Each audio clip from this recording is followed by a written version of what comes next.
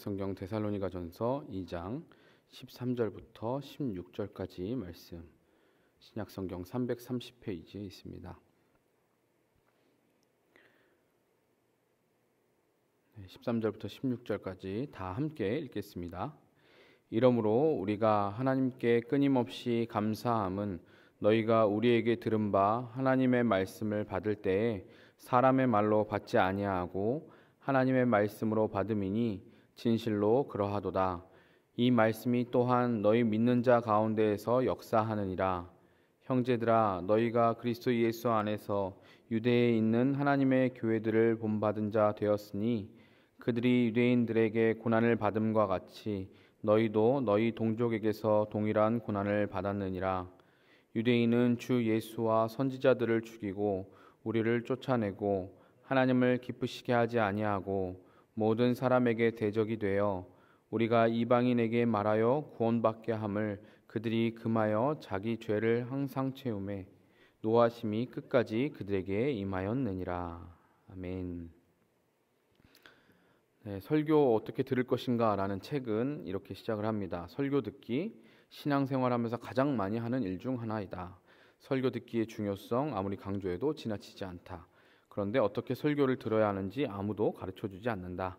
평생 교회에 다니면서 설교를 듣지만 아무도 설교 듣는 법을 가르쳐주지 않고 아무도 배우려고 하지도 않는다.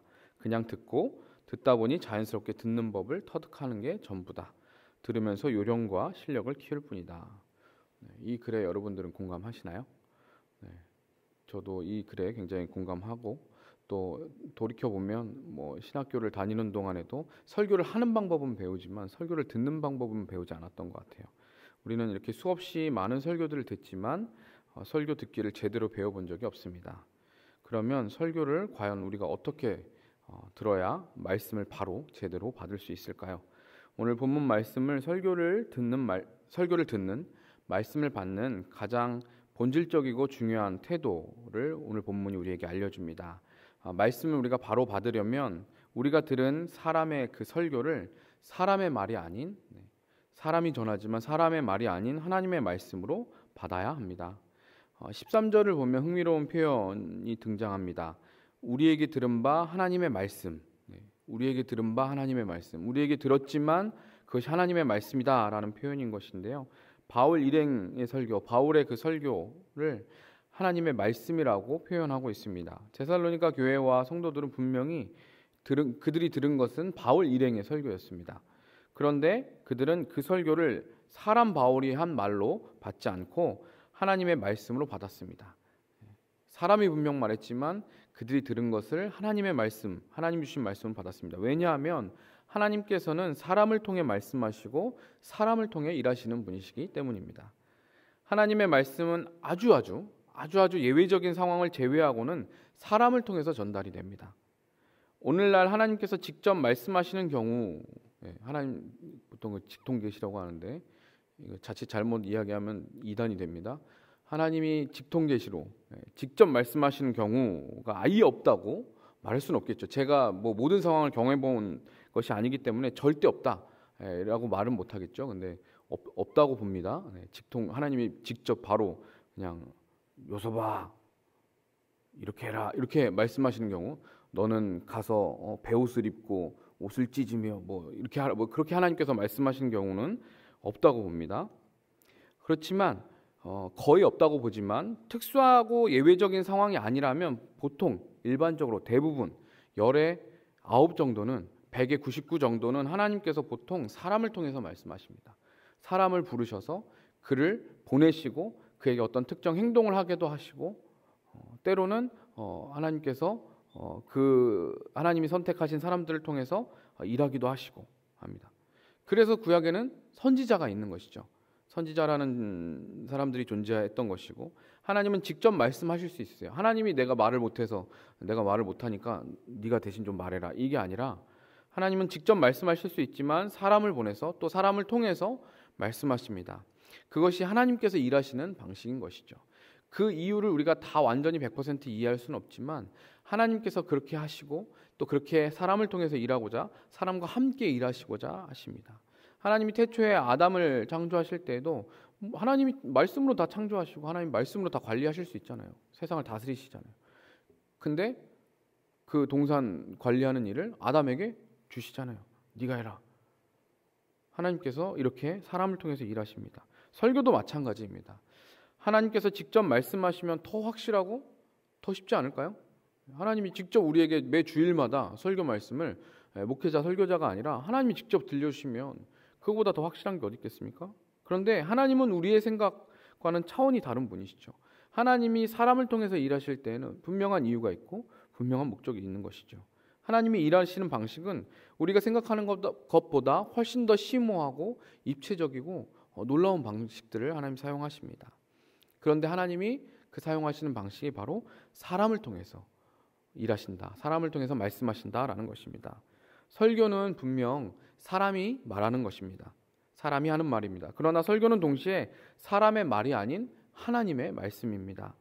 설교자와 청중 사이에서 오가는 살아있는 하나님의 말씀이 상호작용을 일으키는 가운데 성령님께서 각자의 상황과 처지, 환경, 때와 장소 등 모든 것을 활용하여서 역사하셔서 그에 대한 결과는 각 사람마다 다르게 그러나 각자에게 완벽하게 하나님의 말씀이 전달되게 됩니다.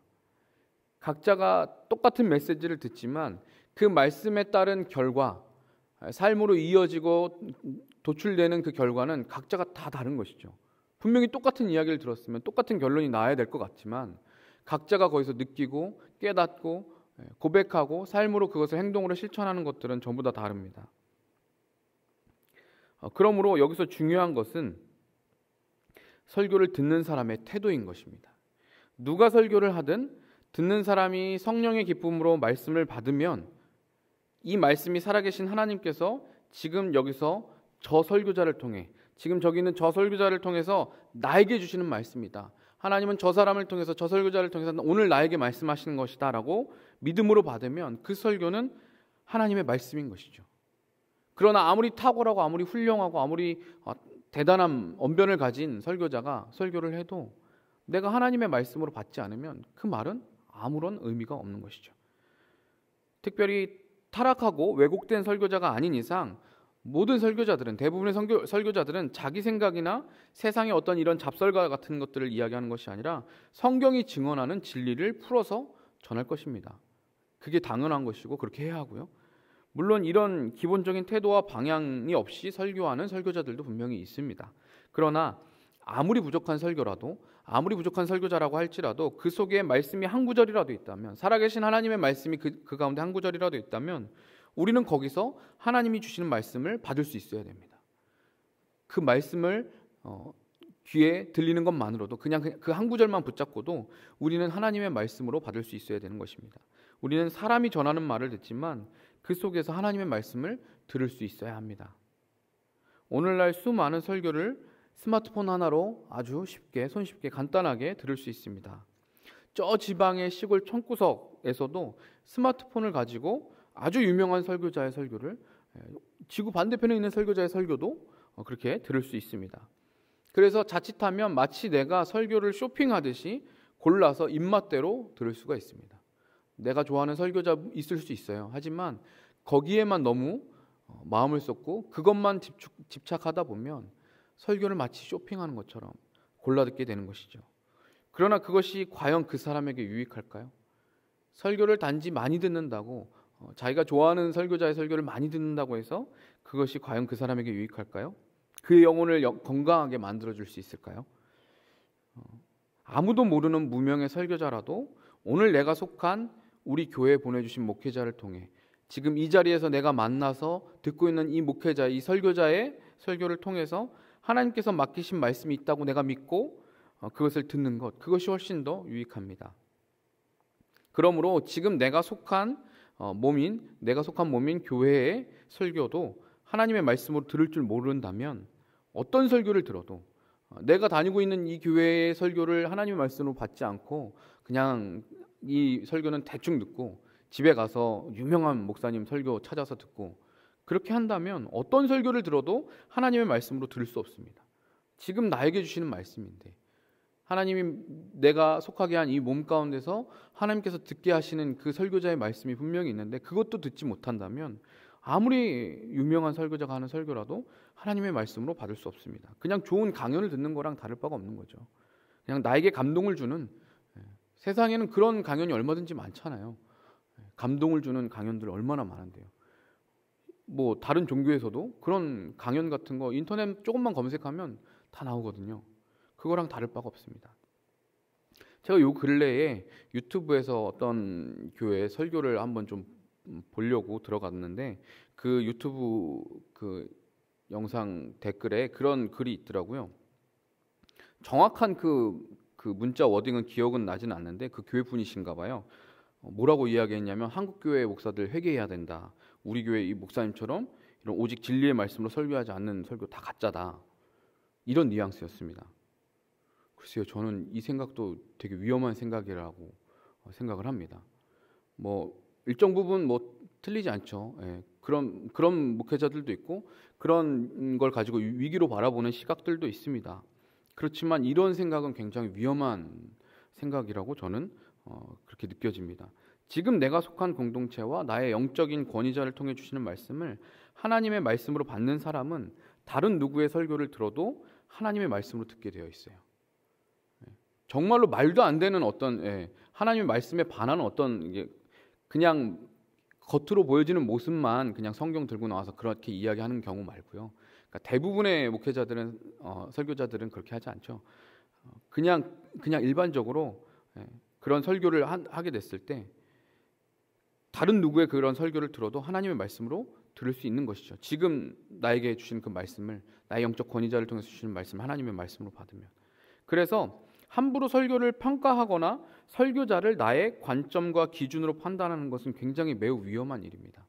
그러니까 이 목회자들도 이런 오류에 빠지기가 굉장히 쉬운데, 왜냐하면 설교를 준비하고 설교를 연구하고 하는 사람들이기 때문에 다른 설교자의 설교를 들을 때 그거를 하나님의 말씀으로 듣기보다는 내가 분석해보고 평가하고, 물론 이제 설교를 훈련하는 데 있어서는 필요한 방법이지만 예배 자리에서 우리가 그 하나님의 말씀을 들을 때, 그 외에 내가 연구하고 공부하기 위해서 뭔가 분석해보고 할 때는 그럴 수 있겠지만, 예배 자리에서 내가 하나님의 말씀을 들을 때조차도 그런 오류에 빠지기가 쉽습니다. 그러니까 설교자의 말씀을 하나님의 말씀으로 받지 않고 내가 쉽게 판단하고, 저 설교자 내가 아는데 저 사람 삶이 이렇대, 말씀을 저렇게 전하지만 자기의 삶은 저렇지 않대, 쉽게 내가 판단하고 그렇게 생각하는 것들은 굉장히 위험할 수 있습니다. 나에게 유익하지가 않습니다. 물론 내가 속한 몸인 교회와 영적 지도자의 설교를 먼저 하나님의 말씀으로 들을 줄 아는 것, 그것에서 시작하는 것입니다. 그것이 먼저이고, 어떤 설교자를 통해 주어지는 말씀이든 내 생각과 판단이 아닌 하나님의 말씀으로 우리는 받아야 합니다.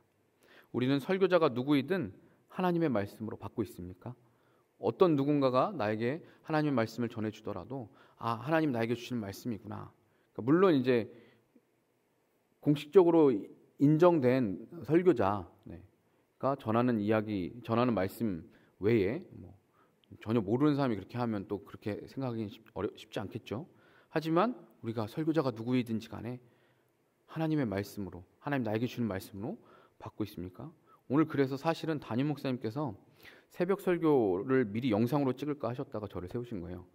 누가 전해도 하나님의 말씀으로 받으셔야 되니까. 이 순간 하나님의 말씀을 받고 계신가요? 설교자가 바뀐 것 자체가 오늘 말씀과 깊은 연관이 있는 것 같습니다. 저를 통해서 전달되는 말씀이 사람의 말이 아니라 하나님의 말씀으로 들리시는 축복이 있기를 바랍니다. 또한 오늘 말씀 가운데 말씀을 바로 받으려면 하나님의 이 말씀을 믿음으로 받아들여야 됩니다. 하나님의 말씀은 믿는 자 가운데서 역사하십니다. 어떤 설교자의 설교를 듣든지 믿음으로 들으면 그 말씀이 내 속에서 살아 일하시는 것들을 우리는 경험하게 됩니다. 그러나 믿음으로 듣지 아니하면 아무리 유명한 설교자가 오더라도, 정말 최고의 설교자라고 말하는 스펄전 목사님이나 D.L. 무디 목사님 같은 이런 설교자가 다시 살아나서 와서 설교를 한다고 해도 아무런 역사를 경험할 수가 없습니다. 믿음으로 받지 않으면. 많은 학생들이 하는 실수인데, 제가 총신 학부 시절에 매일 그렇게 예배 체프를 드리면 내가 좋아하는 교수님이 하는 설교는 귀 기울여서 듣고, 내가 별로 안 좋아하는 설교 잘 못하는 것 같다라고 생각하는 교수님이면 그냥 대충 한 귀로 듣고, 그러면 이제 졸기가 일순 거죠. 꾸벅꾸벅 졸다가 나오고 했습니다. 이런 태도는 아무리 탁월한 설교를 들어도 삶에 아무런 변화도 없고 역동적인 역사도 경험하지 못합니다. 진짜 좋은 설교자를 만나서 들어도, 탁월한 설교자를 만나서 들어도 제대로 듣지 못해요. 삶에 아무런 변화가 일어나지 않습니다. 똑같은 설교를 들어도 누군가는 그 말씀에서 회개를 하고 누군가는 분노하면서 돌을 들어서 집어던지죠. 예수님의 말씀을 듣고 수많은 사람들이 회개하고 예수를 구주로 영접하는 반면, 믿음으로 그렇게 받아들이는 사람이 있는 반면, 끝까지 예수님을 부정하고 죽이려고 한 사람들도 있었습니다. 예수님의 말씀을 거부하고 믿음으로 듣지 않으니까요. 예수님이 하나님의 아들이라고 믿지 않으니까. 성경에서 명설교 중 하나로 꼽히는 스데반 집사의 설교를 들은 유대인들은 회개를 하고 예수님을 믿은 게 아니라 귀를 막고 소리를 지르면서 돌을 들어서 설교자인 스데반을 쳐서 죽였다는 사실을 기억하시기 바랍니다. 그들은 그 말씀을 믿지 않았습니다. 믿음으로 받지 않았습니다. 하나님의 말씀은 살아있고 힘이 있어 양날선 어떤 칼보다 더 예리한 말씀이 우리의 혼과 영과 관절과 골수를 찔러 쪼개기까지 하며 마음의 생각과 의도를 분별해냅니다. 만일 수많은 설교를 들으면서도 말씀의 이와 같은 역동적인 역사를 내가 경험하지 못하고 있다면 그것은 내가 말씀을 믿음으로 듣지 않았기 때문입니다. 하나님의 말씀에 문제가 있는 게 아니라 믿음으로 듣지 않는 나에게 문제가 있는 것입니다. 때로는 설교자의 능력이 부족해도 그걸 초월해서 일하시는 것이 하나님의 말씀의 능력입니다. 그렇기 때문에 어떤 말씀을 들어도 하나님의 말씀이 전해지는 그 말씀을 들으면 우리는 믿음으로 받아들여야 됩니다. 히브리서 4장 2절에서는 이렇게 말씀합니다.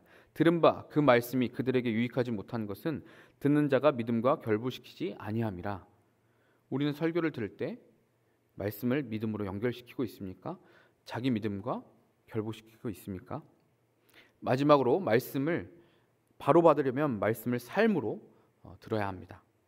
많은 환난 가운데 성령의 기쁨으로 말씀을 받아 바울 일행과 주를 본받은 자가 되었던 이 데살로니가 교회 성도들은 하나님의 교회들을 본받은 자가 되었습니다.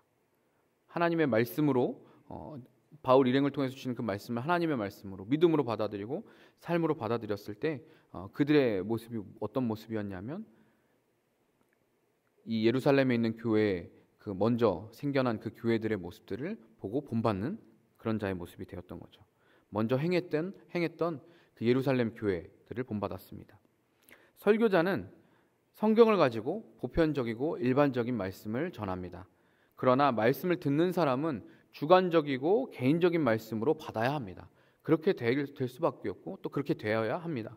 남의 이야기가 아니라 하나님의 설교 말씀을 들으면서 남의 이야기가 아니라 나와 저기 멀리 나와 아주 상관없는 그런 말씀으로 듣는 것이 아니라 그 말씀을 들으면서 그 사람이 들었어야 되는 건데, 우리 남편이 이 설교를 듣고 회개했어야 되는 건데, 우리 아내가 이 설교를 듣고 회개해서 나한테 그런 행동을 하면 안 되는데, 이렇게 생각하는 게 아니라 오늘 지금 나에게 주시는 나 개인의 말씀으로 우리는 받아야 됩니다.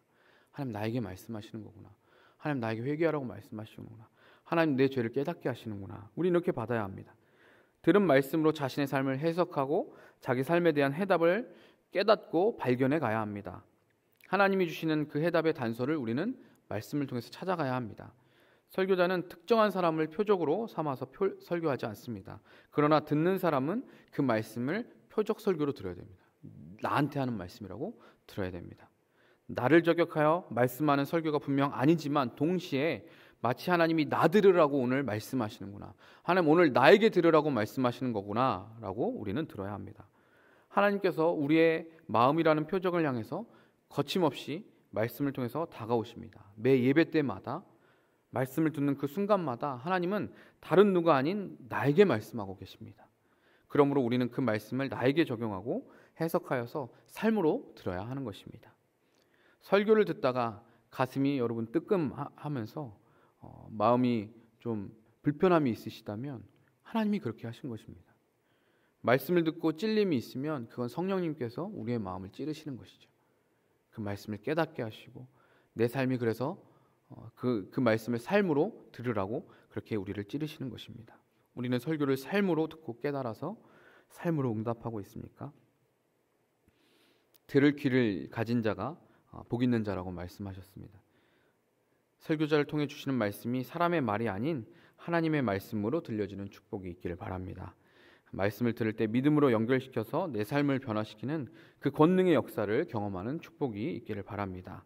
말씀을 삶으로 들은 말씀으로 내 삶을 해석하고 답을 찾는 축복이 저와 여러분 우리 모두에게 있기를 주님의 이름으로 간절히 축원합니다.